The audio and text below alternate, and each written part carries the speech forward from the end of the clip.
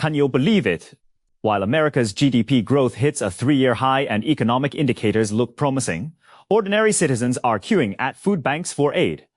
On one hand, official figures paint a picture of economic prosperity. On the other, millions face daily hardships. What secrets lie behind this stark contrast? A lecture by a South Korean scholar has ignited fierce debate over America's economic restructuring. Today, we delve into the truth behind it all.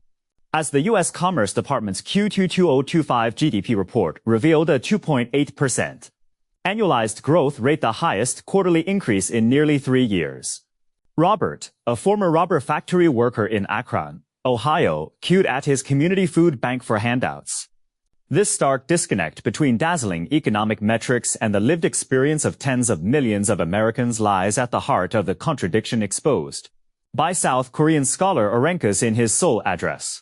His remarks not only ignited a firestorm of debate across U.S. and South Korean media but also reignited domestic American discourse on economic restructuring. The profound divergence in interpretations across social strata starkly illustrates the deep rift between America's economic progress and the welfare of its citizens. Mainstream economists have explicitly countered Orenkus, arguing he excessively demonizes financialization while overlooking globalization's long-term benefits. Harvard's Lawrence Summers cited post-crisis recovery data, noting America leveraged financial markets resource allocation function to restore economic scale within 6 years. By late 2014, U.S. GDP had risen 9%, above its pre-crisis peak, far outpacing the Eurozone's 3% contraction and Japan's negative growth during the same period. A 2025 supplementary report from the Peterson Institute for International Economics indicates that from 2010 to 2024, the U.S. financial sector maintained a direct contribution to GDP of 7.2% to 7.8%, indirectly supporting over 12 million jobs. Stanford University's John Taylor, citing Silicon Valley as an example, noted that over 40% of venture capital funding for Silicon Valley startups between 2010 and 2020 originated from capital repatriated through share buybacks by established firms. These fueled the emergence of tech giants like Google and Tesla, creating over 3 million high-value-added jobs and sustaining an economic growth contribution exceeding 15%. A July 2025 Federal Reserve report further revealed that Silicon Valley's high-tech firms paid an average salary of $186,000 to 2.3 times the U.S. private sector average, substantiating financialization's role in driving high-quality development. In stark contrast to academic rebuttals, ordinary Americans, particularly those in the Midwestern Rust Belt, strongly resonated with Orenkus's perspective. Former industrial powerhouses like Detroit, Pittsburgh, and Cleveland have all undergone dramatic shifts from prosperity to decline. At its peak, Detroit's automotive sector employed over 200,000 workers, with average annual wages reaching $82,000, sufficient to sustain middle-class households. Yet, as globalization advanced, corporate relocations reduced automotive manufacturing employment to under 20,000 by 2020. By the first quarter of 2025, the unemployment rate remained high at 7.3%, with a poverty rate of 35.7%. Across the city, 12,000 derelict properties await demolition. 23% of neighborhoods lack comprehensive healthcare facilities, and 41% of commercial premises along Woodward Avenue stand vacant. Pittsburgh once drove regional prosperity through its steel industry. In 1953, American manufacturing output accounted for 28.3% of the global total, with Pittsburgh making a significant contribution. At its peak, steel mills employed 150,000 people. But the city declined due to rising costs and foreign competition. Cleveland, once a rubber industry hub, employed over 80,000 in its heyday. By 2025, this had dwindled to fewer than 3,000. With per capita disposable income standing at just 62% of the national average. The U.S. Census Bureau's 2025 Regional Economic Disparities Report indicates that core Rust Belt cities' per capita GDP lags 68% behind Silicon Valley. With median household income disparities reaching $92,000, this discontent and disillusionment among residents made these regions crucial battlegrounds for Donald Trump's 2016 election victory, with Ohio's swing proving pivotal. A June 2025 Pew Research Center poll revealed that 62% of Americans believe economic gains have not been distributed fairly, with this sentiment reaching 78% in the Rust Belt, a stark reflection of the imbalance between capital gains and public welfare. Beyond domestic debates within the United States, Orenkas's core argument in his speech, The Return of Industrial Policy, prompted immediate global discussion and profound reflection. Numerous observers specializing in global economic research have astutely noted that the landmark policies introduced by the United States in recent years, the CHIPS and Science Act and the Inflation Reduction Act, represent the concrete implementation of the approach, Orenkas's advocates, reprioritizing production and strengthening domestic industries. The CHIPS and Science Act stands as the cornerstone of this industrial policy resurgence. The U.S. government has explicitly committed to investing a substantial sum of up to $52 billion specifically to subsidize the development of domestic semiconductor manufacturers. This is complemented by a suite of supporting policies, including tax incentives and research funding, aimed at facilitating the repatriation of the chip industry. The U.S. Department of Commerce's July 2025 progress report on the CHIPS Act implementation reveals that by the second quarter of 2025, subsidies totaling $18.6 billion had been dispersed to 37 semiconductor-related enterprises. This has catalyzed over $320 billion in corporate matching investments. Notably, TSMC's $100 billion Arizona chip factory expansion has completed its first phase construction, with production expected to commence in early 2026 at a monthly capacity of 20,000 12-inch wafers. GlobalFoundries' $16 billion New York State wafer fab has entered equipment debugging, planning to employ approximately 2,000 staff. Intel has also announced an additional $45 billion investment to build two advanced process chip factories in Oregon and Ohio, expected to create over 12,000 direct jobs. To ensure policy effectiveness, the U.S. government established an investment accelerator within the Department of Commerce to oversee negotiations and implementation of the CHIPS Act. This body strengthens corporate oversight through measures such as equity swaps. For instance, the Department of Defense became MP Materials' largest shareholder with a 22% stake after signing a supply agreement. The Department of Commerce secured an 18% stake in Exlogich Corporation worth $150 million in exchange for subsidies. Following Vulcan Element's receipt of $620 million in direct loans from relevant U.S. agencies, and a $50 million federal incentive from the Department of Commerce, the latter also acquired a corresponding 15% equity stake. Additionally, the CHIPS Act established a $20 billion dedicated R&D fund prioritizing foundational research in critical areas such as semiconductor materials and advanced packaging. Between 2024 and 2025, it funded 127 R&D projects involving university, research institute, and corporate R&D teams. These robust industrial support policies have sparked a series of controversies and global concerns. Firstly, large-scale government subsidies risk undermining market competition and causing market distortions. Agat Manocha, president of SEMI, noted that the bill's contentious provisions and policy uncertainties are causing confusion in corporate investment decisions. The manufacturing gap between the U.S. and Asia amounts to hundreds of billions of dollars, requiring 10 to 20 years to bridge, rendering the current $50 billion budget wholly inadequate. SMI's 2025 report indicates that by 2024, Asia will account for 76% of global semiconductor production capacity, while the U.S. holds only 12%.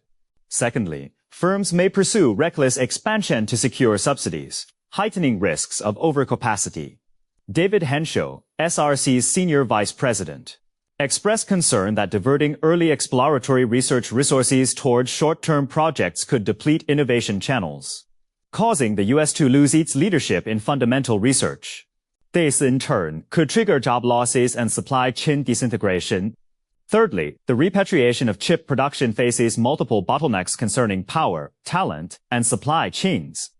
Infineon executives revealed that artificial intelligence server clusters currently consume 2% of global electricity but will rise to 7%.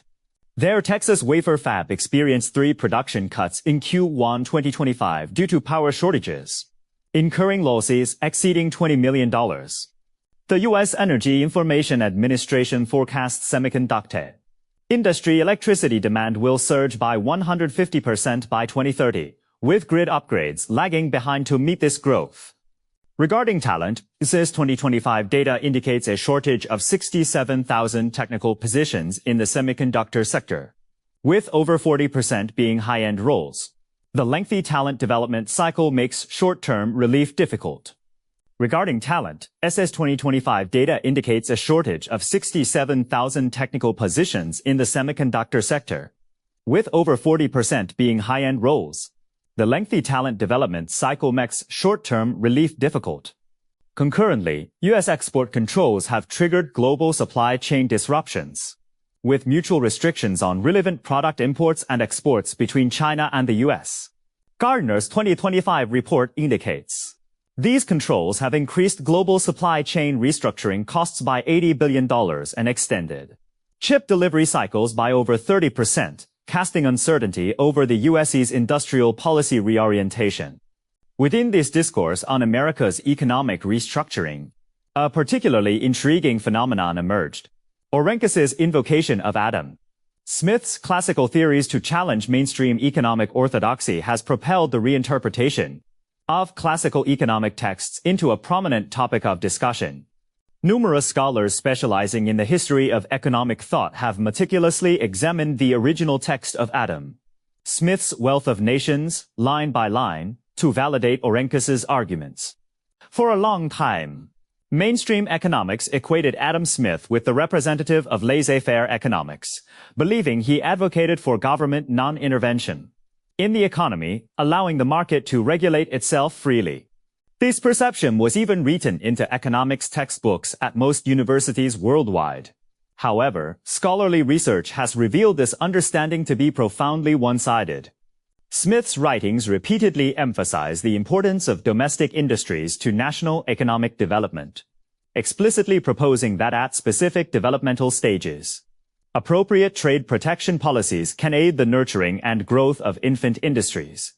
The opening of the Wealth of Nations states, the labor of the people of a nation is the source of all the necessities and conveniences of their annual consumption. These necessities and conveniences are either the direct products of domestic labor, or goods purchased from abroad with such products. This statement unequivocally affirms the foundational role of domestically produced goods in sustaining national livelihoods, laying the groundwork for his subsequent emphasis on the importance of indigenous industries. In later chapters of The Wealth of Nations, Adam Smith further argues that the development of domestic industries within a nation can generate substantial employment opportunities, promote the rational allocation of labor, and elevate the income levels of its citizens. He contends that when a nation's indigenous industries face foreign competition, governments may implement appropriate protective measures to assist domestic industries through their infancy and foster competitive advantages.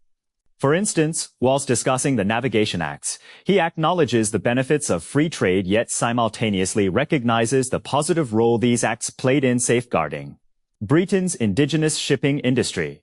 He argues that these statutes stimulated the development of British shipping, thereby enhancing the nation's maritime strength and economic competitiveness. It is noteworthy that during the mid to late 18th century, when Adam Smith lived, Britain was in the early stages of the Industrial Revolution. Domestic industries such as textiles and steel were just emerging and faced intense competition from continental European nations, like the Netherlands and France. Consequently, the trade protectionist ideas embedded in his theories were formulated precisely in response to Britain's economic realities at the time. As British economic historian Robert Allen observed in The Global Economy, Adam Smith's economic thought evolved dynamically rather than representing an immutable doctrine of laissez-faire. Its core principle was to seek pathways of economic development aligned with national interests. Within this reinterpretation movement, scholars have further discovered that Adam Smith also articulated the objectives of economic development in the theory of moral sentiments. He contended that the ultimate purpose of economic growth lies in enhancing the well-being of the populace, rather than the mere accumulation of wealth. This perspective offers fresh dimensions for contemplating the goal-oriented direction of America's current economic restructuring. These research findings dismantle the stereotype equating Adam Smith with laissez-faire economics. Emma Rothschild of Harvard University notes that Smith's economic thought constitutes a coherent system, emphasizing the state's role in maintaining market order and protecting domestic industries. His invisible hand does not negate government intervention but stresses that such intervention must adhere to market principles. Brad DeLong of the University of California adds that Smith's advocacy for trade protection aligns with the competitive realities of Britain's early industrial revolution. Global academia has also engaged extensively in this debate. In The Truth About Capitalism, Zhang Shaozun of the University of Cambridge invokes Smith's theories to justify trade protection during developing nations' industrialization phases, arguing that America's current industrial policy shift mirrors 19th century industrialization strategies. This reinterpretation transcends academic discourse, reflecting profound economic introspection in the United States and a renewed examination of its theoretical foundations. The 2025 annual meeting of the American Economic Association, themed The Contemporary Value of Classical Economic Thought, saw over 60% of participating scholars advocating for a reassessment of the relationship between government and market. The United Nations Conference on Trade and Development's 2025 Global Economic Governance Report cited related findings, recommending that nations balance the role of market allocation with governmental regulatory responsibilities.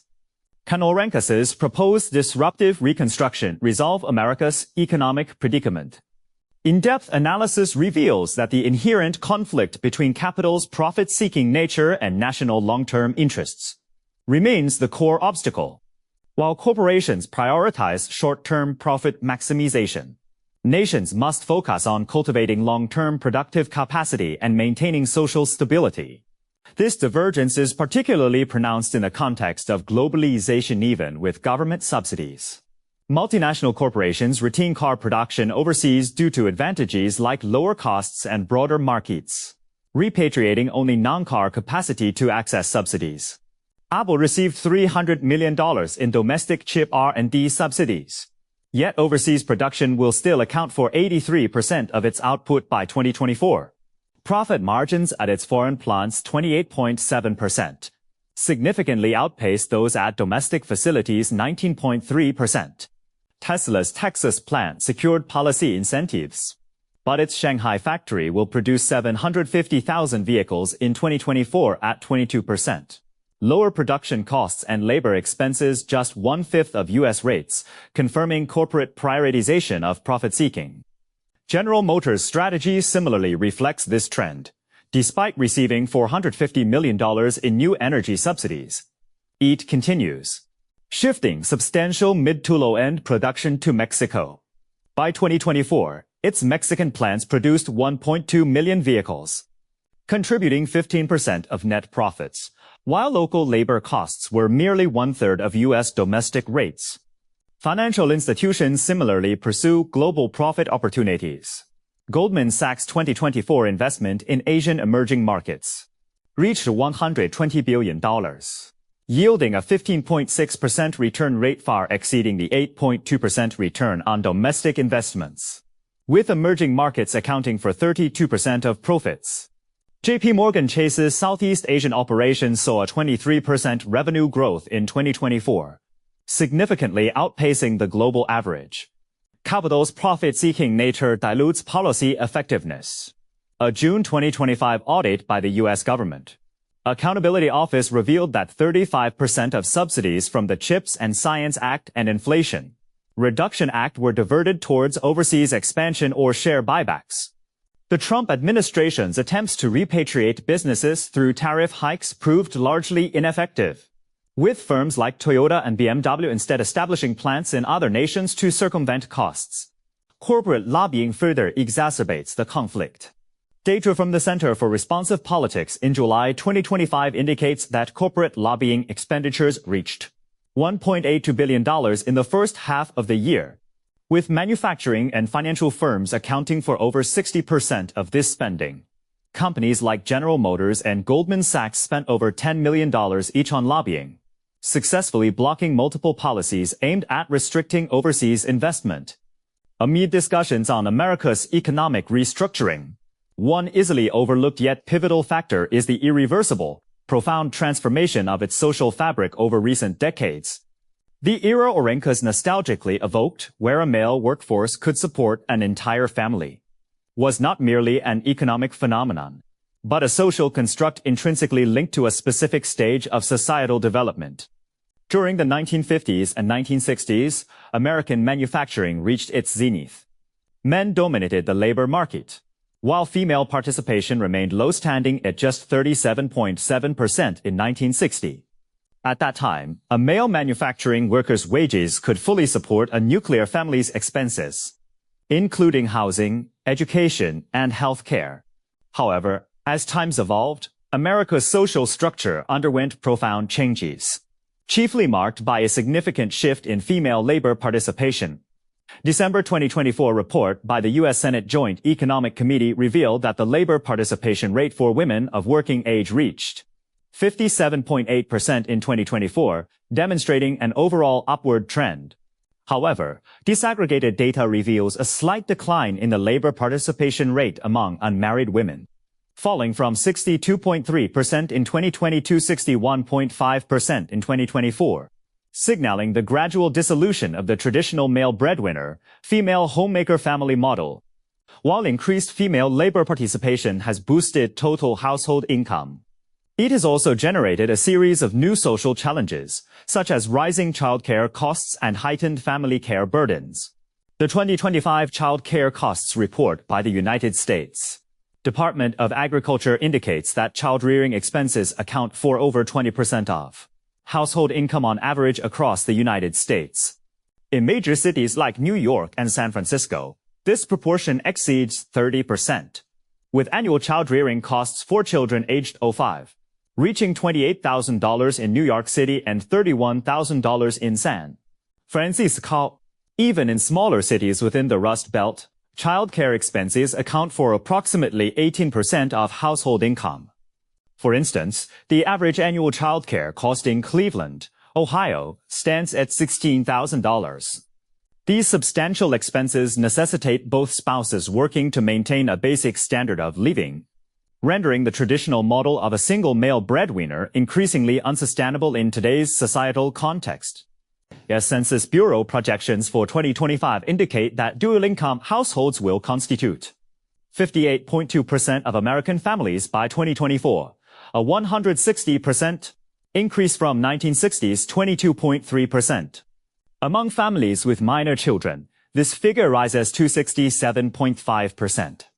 Family structures have also shifted from traditional nuclear families towards greater diversity, with rising proportions of single-parent households and child-free couples.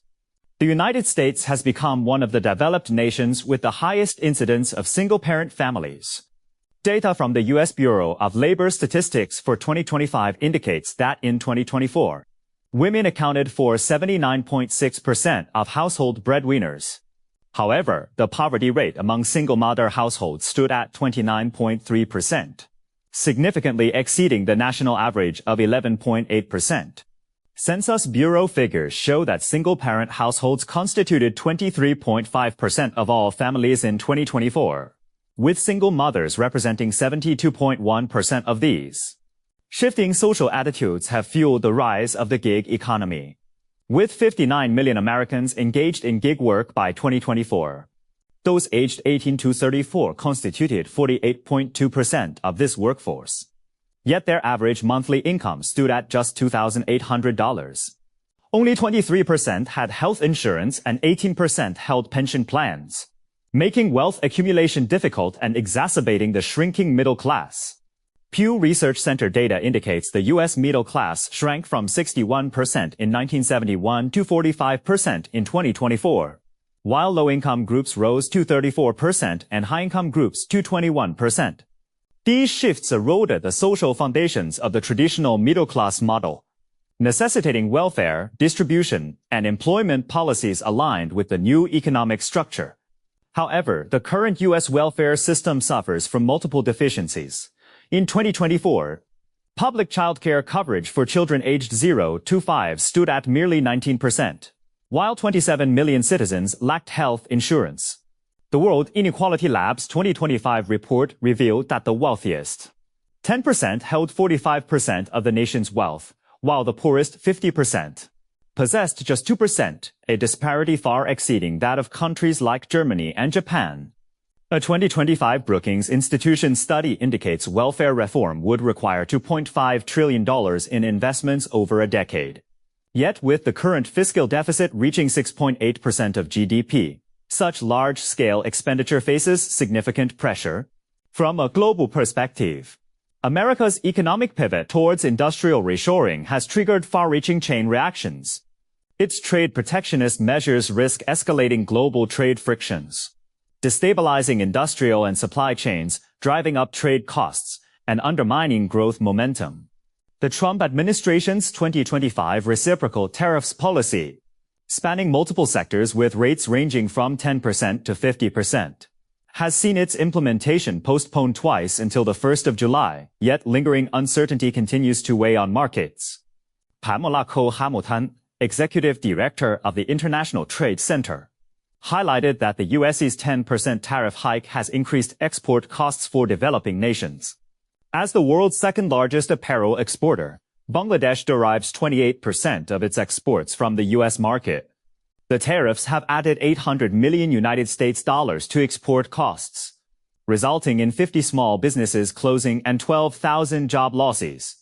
Brazil's soybean exports to the U.S. accounted for 15% of its total exports in 2024. Tariffs caused a 22% decline in export volume and a $1.2 billion reduction in revenue, placing small and medium-sized farmers at risk of bankruptcy. A United Nations Conference on Trade and Development report indicates that escalating U.S. tariffs will severely impact vulnerable economies. By April 2025, average tariffs on least developed countries had doubled from 8% to 16%, potentially surging to 44% following new tariff implementation. Tariffs on Latin American and Caribbean nations have skyrocketed from under 0.5% to 13%. WTA data indicates that under current tariff conditions, global merchandise trade volume is projected to decline by 0.2% in 2025, 3% below the low tariff baseline, with North American exports falling by 12.6%. Should uncertainty intensify, the global trade contraction could widen to 1.5%. Potentially reducing export revenues for least developed countries by 18%, and increasing poverty rates by 2 to 3 percentage points. The erratic tariff policies have also severely damaged America's international standing. A May 2025 Pew survey revealed that over half of surveyed nations reported diminished favorable perceptions of the U.S., with 67% of respondents across 24 countries expressing distrust in America's ability to manage global economic affairs. Distrust levels reached 72% in the EU and 69% in Asian nations. Market reactions were pronounced. On the 8th of July 2025, U.S. equities broadly declined, with the S&P 500, Dow Jones and Nasdaq falling by 0.8%, 0.7% and 1.1% respectively, led by automotive and retail sectors. Goldman Sachs estimates that effective U.S. tariff rates have risen from 3% to 13%, potentially reaching 17% in future, with manufacturing profit margins projected to shrink by 3 to 5 percentage points. Allies reacted vehemently. A Japanese minister declared the tariffs damaging to the Japan-US alliance, while the Automobile Manufacturers Association warned of a 30% drop in exports and 30,000 job losses. South Korea prepared to file a complaint with the WTO. EU negotiations progressed slowly.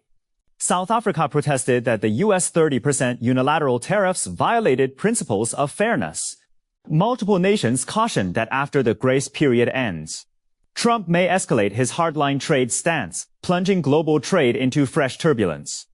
In July 2025, the IMF revised its global growth forecast down from 3.2% to 2.9%, primarily due to uncertainties stemming from U.S. tariffs and rising costs associated with supply chain restructuring. The U.S. faces global challenges of disconnect between data and public welfare and industrial hollowing out. Its emphasis on production and attempts to balance globalization offer lessons for other nations. Returning to the core issue, the root cause of the disconnect between data and public perception lies in the structural flaws of economic metrics which prioritize measuring capital gains, economic scale, and growth rates while neglecting welfare-related dimensions like income distribution, industrial structure, and regional balance. U.S. Commerce Department data reveals that while GDP grew at an average annual rate of 2.1% between 2020 and 2024, median income growth for ordinary citizens was a mere 0.8%. In 2024, Silicon Valley's per capita GDP stood at $198,000. Whereas Detroit's was just $32,000, a disparity exceeding sixfold. Unemployment statistics also suffer from flaws. The official rate stood at 3.8% in 2024, yet incorporating the long-term unemployed and those who have ceased seeking work reveals a true unemployment rate of 8.7%. Such shortcomings are not unique to the United States. London's per capita GDP is 4.2 times that of Northeast England, while Japan's unemployment statistics exclude gig workers, both underestimating actual pressures. Consequently, this data-driven prosperity fails to reflect the public's true circumstances, creating a disconnect between statistics and reality. In recent years, international organizations and scholars have called for reforming statistical systems. The United Nations Development Programme's 2025 Human Development report proposes establishing a comprehensive well-being index encompassing multiple dimensions such as income, education, and healthcare to replace GDP, thereby accurately reflecting development quality and public welfare. The core significance of this economic reappraisal in the United States lies in compelling the global community to reconsider fundamental objectives of a healthy economic system. Should it prioritize maximizing consumption or maximizing the welfare of all citizens? Should it give precedence to safeguarding capital flow returns or balance national long-term interests with public well-being? This question directly determines the trajectory of development, influencing both the direction of the U.S. economy and societal stability. America's economic restructuring must overcome three enduring challenges: resolving the conflict between capital's profit-seeking nature and national interests by establishing incentive constraint mechanisms to guide capital flows, advancing social policy reforms to refine welfare systems that adapt to structural shifts and mitigate societal divisions, and promoting industrial reshoring while avoiding escalating global trade frictions. Addressing these challenges requires governmental resolve, cross-party cooperation, corporate responsibility, and public support. From a global perspective, the American experience offers lessons for all nations. Developing countries must safeguard the core competitiveness of their domestic industries, avoiding blind deindustrialization. Developed nations must prioritize equitable distribution of outcomes, strengthening tax regulation and social security, and all countries must formulate industrial policies in accordance with market principles, maintaining stability and continuity. Looking ahead, as the global economic landscape undergoes profound adjustments, the restructuring of the American economy is fraught with uncertainty. Its outcome may either provide a new model for the world or exacerbate turbulence. Regardless, this endeavor will constitute a significant chapter in the annals of global economic development. Numerous specific dimensions of economic restructuring warrant further exploration, while the shared global challenge remains: how to safeguard domestic industries while preserving the mutual benefits of globalization. Establishing a fair and equitable global economic governance system that extends development gains to broader populations. Only through international cooperation, shared experience, and collective challenge tackling can we propel the healthy and sustainable development of the global economy.